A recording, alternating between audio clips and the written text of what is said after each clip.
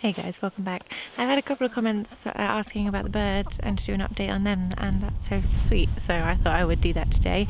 And also just give you a little update on where we're at here on the small holding. It is winter, it has been cold, we have had some manic weather. It has, today already we've had snow, we've had hail, and now it's glorious blue skies and sunshine, so I honestly don't know what it's going to throw at us next. I've taken the chance to come out here now while there is no precipitation and show you around some bits quick.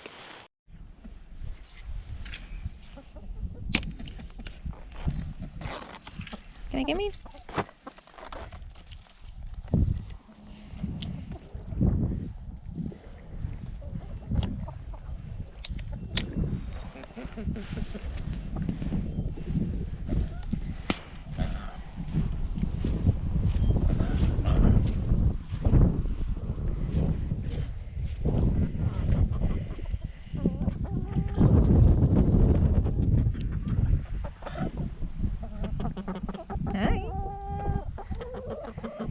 The chickens are now up here in the same electric netting as the geese, and they're all living,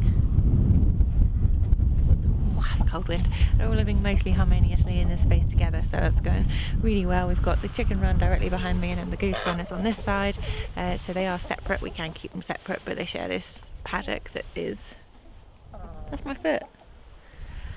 They share this paddock that is protected by the electric netting. If you've been watching my channel, you know we've had some problems with foxes, predators here, and it's been a bit of a nightmare, if I'm honest. I would call this year the year of the failed goose experiment. As much as I love the geese, they have been so much harder to keep alive than the chickens. It's been horrible, to be honest. I have shed many a tear over dead geese this year, and I'm not feeling the enthusiasm to repeat such things.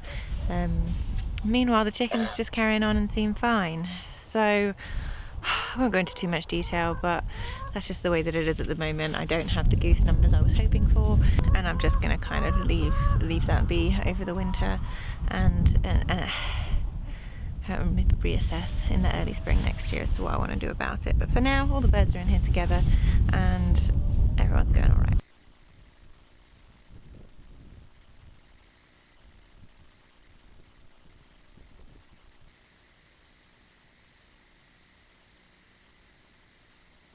I have loved having the chickens up here, first of all because I feel a lot more comfortable that they're safe now that they're inside electric netting, but also this is a lot closer to my garden, so the polytunnel is just the other side of the goose run, which means I see them so much more and they get my scraps so much more. So we're trying this new little system with the heap behind me, so every time we've got some scraps from the garden or whatever other treats we're choosing to give them, we come and pop it all on top of this heap, and then in the morning when we let them out of the coop, a job that goes alongside that is to just rake all of that back up into a nice big pile. Then they spend the day scratching it up, turning it over for us, and then we scrape it all back into a pile. So it's a new little thing we're trying to accelerate our composting a little bit, use the chickens, you know, put them to work and try and focus their scratching a little bit. It's super wet here, and the combo of chickens permanently in a spot plus that level of wet just means it's so muddy. So by trying to focus them into one area for their scratching, and then maybe hopefully this whole bit won't just be a big pile of mud by spring next year, but we'll have to wait and see on that one. I'll show you a few tweaks we've made to their coop since we brought it around here. I did show in a previous video, oh my god, this goose. One moment. What you got? Why are we digging holes? What's going on here? Don't tell me off, I'm telling you off.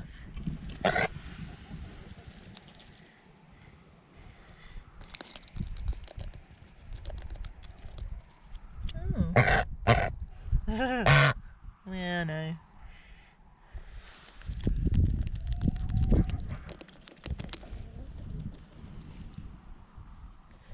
I think that was a dust bath that the goose has now taken to be a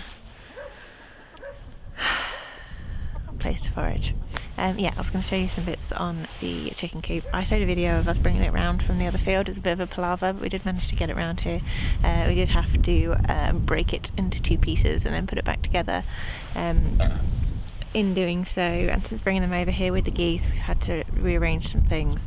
So the geese aren't in their run, their secure run, during the day when they're all out here. We don't leave that door open, so we're having a bit of a territorial what's-it. The chickens are trying to take over the goose hut, and it's just too many corners, too many places for people to get backed into a corner, so that door stays closed. Thanks, mate.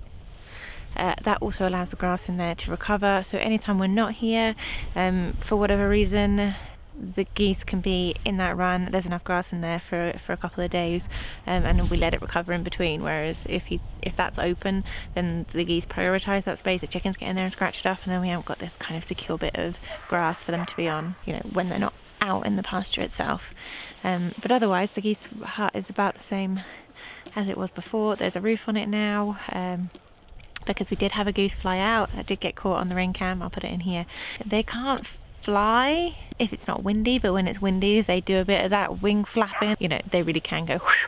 So we put a roof on it now, so you know, that should keep them in a bit more, and it makes it just a bit more secure in general.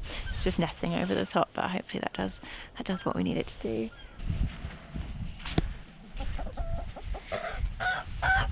What's we doing in here?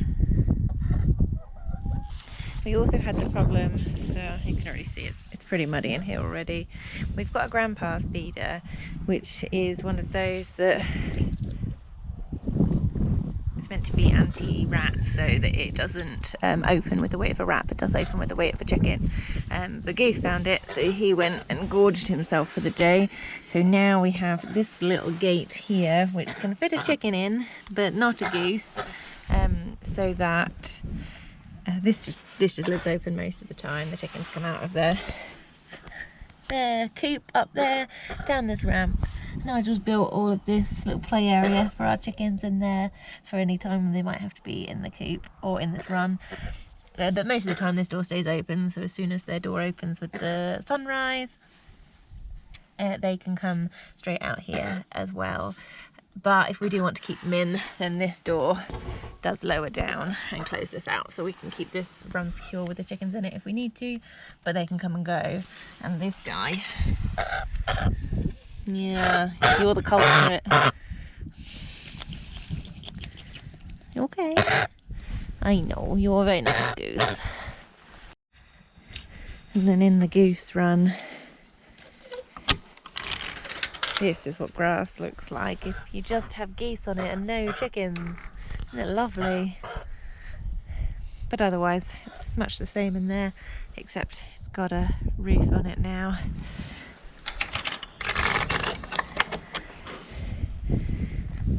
And then out here, so this fence you can see here is an inner fence, so we can close this if we want to, but it's open at the moment. So we've had wind, there's bits.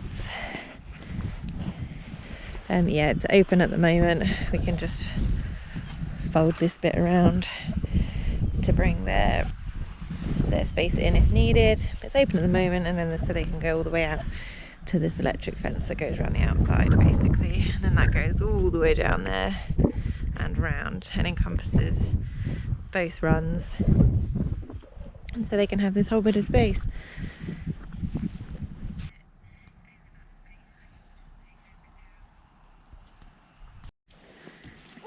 Let's take a look in here.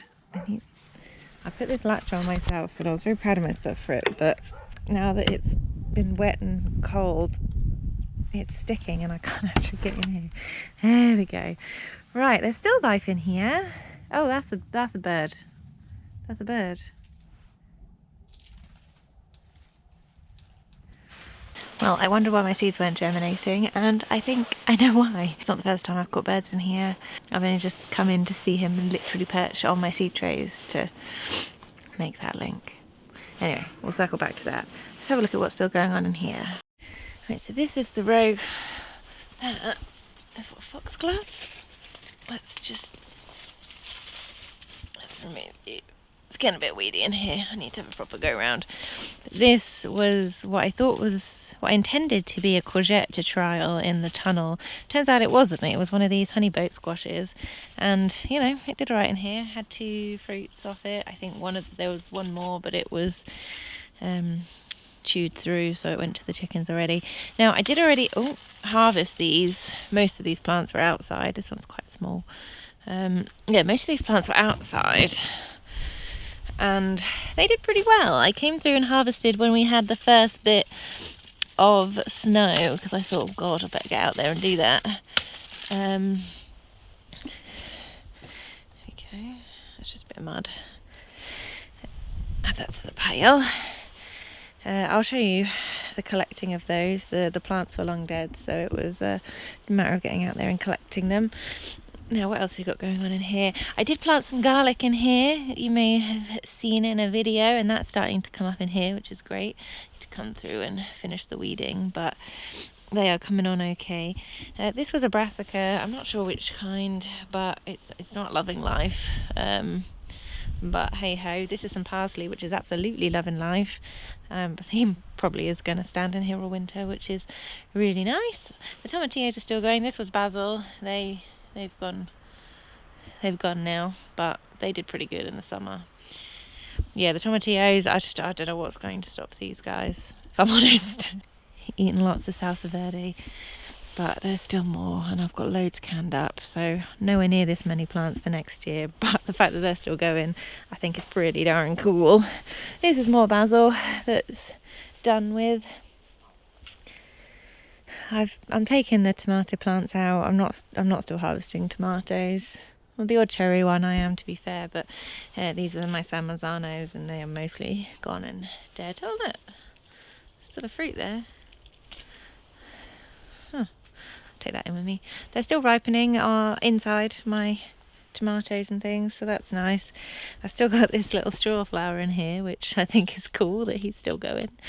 And then that's another parsley in there. This bird.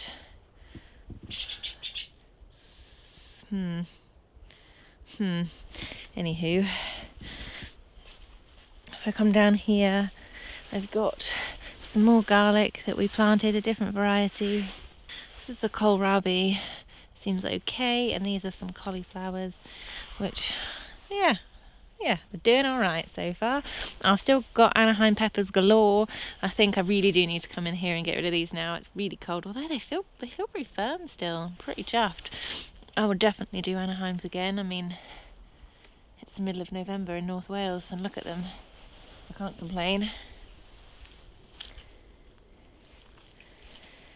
Still got some bell peppers on the go as well. We've had, even though I started them late, we've had loads ripen, and well, they're still putting on fruit. Honestly, I'm so chuffed. More kohlrabi going on down here. I did plant some beans, but it was a bit late, and they're not loving life. Foliage actually looks surprisingly okay, especially since there's been a big bird living in here. The peas are coming along, as you can see. We're getting some peas, which is nice. I mean, it is a bit cold and damp in here, so we are getting in a bit of this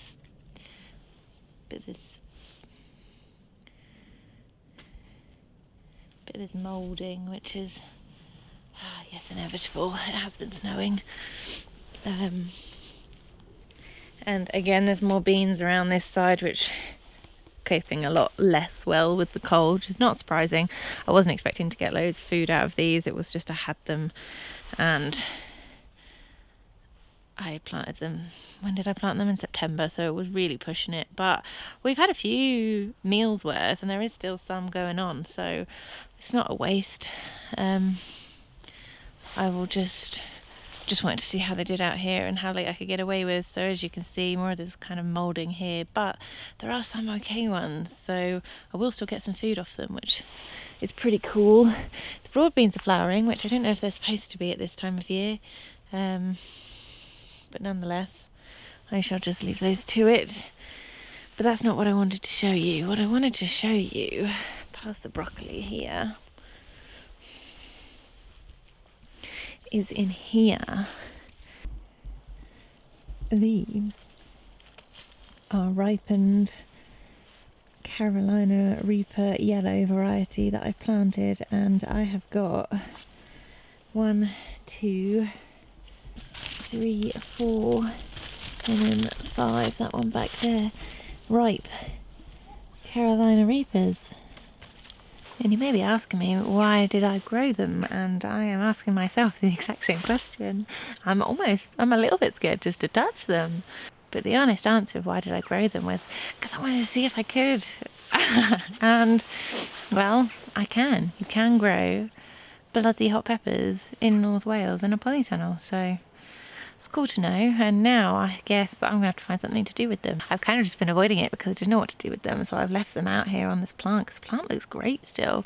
But I think now that they're all yellow, I really should harvest them and take them in and do something with them. Yeah, I just didn't really think that that was going to work out. I don't know why. I just thought that, you know, I obviously don't live in the best place in the world for pepper growing, and the odds that these would ripen so marvellously didn't seem true, but they have. I'll pull this one.